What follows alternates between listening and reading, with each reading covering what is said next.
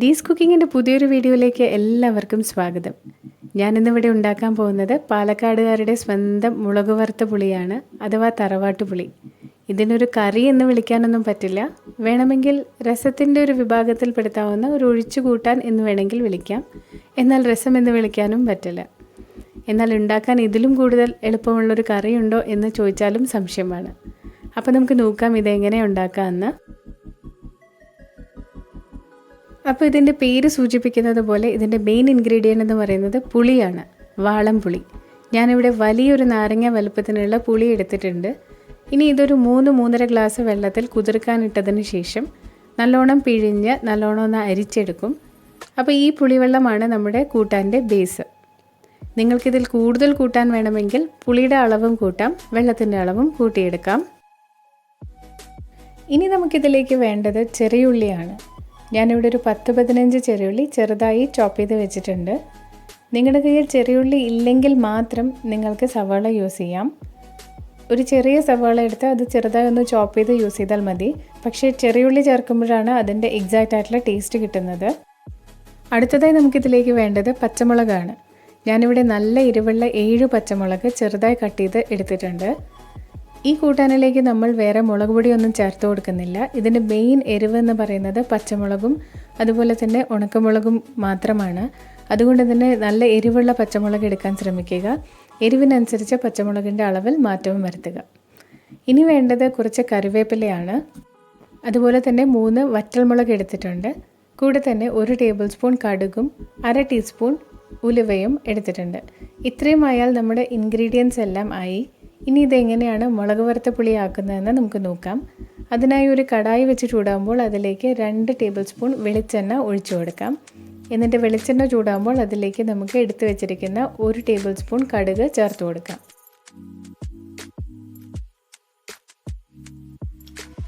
അപ്പോൾ കടുകൊക്കെ നല്ലോണം പൊട്ടിയിട്ടുണ്ട്. ഈ സമയത്ത് നമുക്കിതിലേക്ക് 1/2 ടീസ്പൂൺ ഉലുവ ചേർത്ത് കൊടുക്കാം.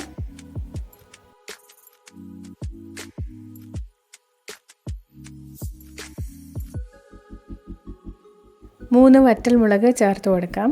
അതുപോലെ തന്നെ കറിവേപ്പിലയും ചേർത്ത് കൊടുക്കാം.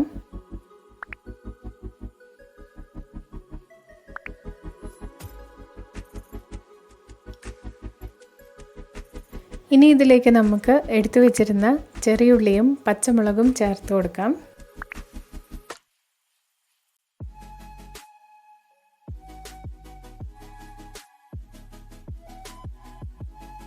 നമുക്കിത് ചെറുതായിട്ടൊന്ന് വഴറ്റി കൊടുക്കാം. വഴറ്റി കൊടുക്കുക എന്ന് പറയുമ്പോൾ ഒരുപാട് നേരം ഇട്ട് വഴറ്റി ബ്രൗൺ ആക്കി എടുക്കേണ്ട കാര്യമൊന്നുമില്ല. ജസ്റ്റ് ഒന്ന് ചെറുതായി വഴറ്റിയെടുത്ത് അതിൻ്റെ കളറൊന്ന് മാറുന്നത് വരെയോ അല്ലെങ്കിൽ ഉള്ളി ഒന്ന് സോഫ്റ്റായി കിട്ടുന്നത് വരെ വഴറ്റിയെടുത്താൽ മതി. ഇനി അതിലേക്ക് ആവശ്യമുള്ള ഈ കൂട്ടാനിലേക്ക് ആവശ്യമുള്ള ഉപ്പ് നമുക്ക് ചേർത്ത് കൊടുക്കാം.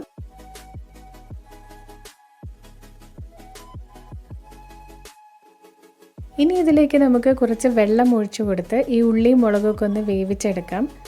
അധികം വെള്ളമൊന്നും ആവശ്യമില്ല. ഒരു 3-4 ടേബിൾ സ്പൂൺ വെള്ളം മാത്രം മതിയാകും. അതുപോലെ തന്നെ ഇത് അടച്ചു വെച്ച് വേവിക്കേണ്ട കാര്യമൊന്നുമില്ല.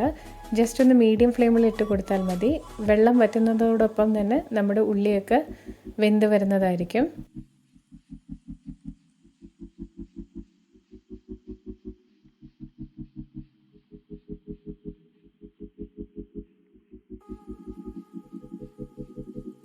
അപ്പോൾ ഉള്ളിയൊക്കെ നല്ലോണം വെന്തിട്ടുണ്ട്. ഇനി ഈ സമയത്ത് നമുക്ക് നേരത്തെ നമ്മൾ പിഴിഞ്ഞ് വെച്ചിരുന്ന 3.5 ഗ്ലാസ് പുളിവെള്ളം ഇതിലേക്ക് ഒഴിച്ചു കൊടുക്കാം.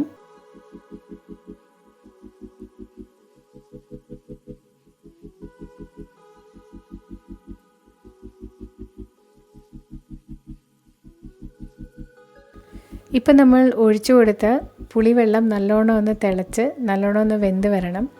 നല്ലോണം ഒന്ന് തിളച്ച് കഴിഞ്ഞാൽ നമ്മുടെ മുളക് വറുത്ത പുളി റെഡി. ഈ മുളക് വറുത്ത പുളിയുടെ കൂടെ കഴിക്കാൻ ഏറ്റവും നല്ല കോമ്പിനേഷൻ നല്ല ഒരു ഉരുളക്കിഴങ്ങ് ഉപ്പേരിയോ പൊട്ടറ്റോ ഫ്രൈയോ അല്ലെങ്കിൽ നല്ല മുട്ട വറുത്തതൊക്കെയാണ്. പൊട്ടറ്റോ ഫ്രൈയുടെ റെസിപ്പി ഞാൻ ഇതിനു മുമ്പ് എൻ്റെ ചാനലിൽ ഇട്ടിട്ടുണ്ട്. അത് കണ്ടിട്ടില്ലാത്തവർക്ക് ഇത് മേലെയുള്ള ഈ കാണുന്ന ഐ ബട്ടൺ ക്ലിക്ക് ചെയ്താൽ ആ വീഡിയോ കാണാവുന്നതാണ്. ഇപ്പം നമ്മുടെ കൂട്ടാനൊക്കെ നല്ലോണം തിളച്ച് വന്നിട്ടുണ്ട്. അപ്പോൾ നമ്മുടെ വളരെ ടേസ്റ്റി ആയിട്ടുള്ള മുളക് വറുത്ത പുളി അഥവാ തറവാട്ടുപുളി ഇവിടെ റെഡി ആയിട്ടുണ്ട്. അപ്പോൾ എല്ലാവരും ഇത് ട്രൈ ചെയ്ത് നോക്കണം. പാലക്കാടുകാരോട് ഇത് ട്രൈ ചെയ്ത് നോക്കാൻ പറയേണ്ട കാര്യമില്ല. അല്ലാത്തവർ ഇതൊന്ന് ട്രൈ ചെയ്ത് നോക്കി ഫീഡ്ബാക്ക് അറിയിക്കണം. അപ്പോൾ ഇന്നത്തെ ഈ വീഡിയോ എല്ലാവർക്കും ഇഷ്ടമായെന്ന് കരുതുന്നു. ഇഷ്ടപ്പെട്ടാൽ ലൈക്ക് ചെയ്യാനും ഷെയർ ചെയ്യാനും മറക്കരുത്. അതുപോലെ തന്നെ എൻ്റെ ചാനൽ സബ്സ്ക്രൈബ് ചെയ്യാത്തവരുണ്ടെങ്കിൽ ഒന്ന് സബ്സ്ക്രൈബ് ചെയ്തേക്കണേ. അതുപോലെ തന്നെ കൂടെ തന്നെയുള്ള ബെല്ലൈക്കൺ ക്ലിക്ക് ചെയ്യാനും മറക്കരുത്. പുതിയൊരു വീഡിയോവുമായി വീണ്ടും കാണാം. Thanks for watching Dee's cooking.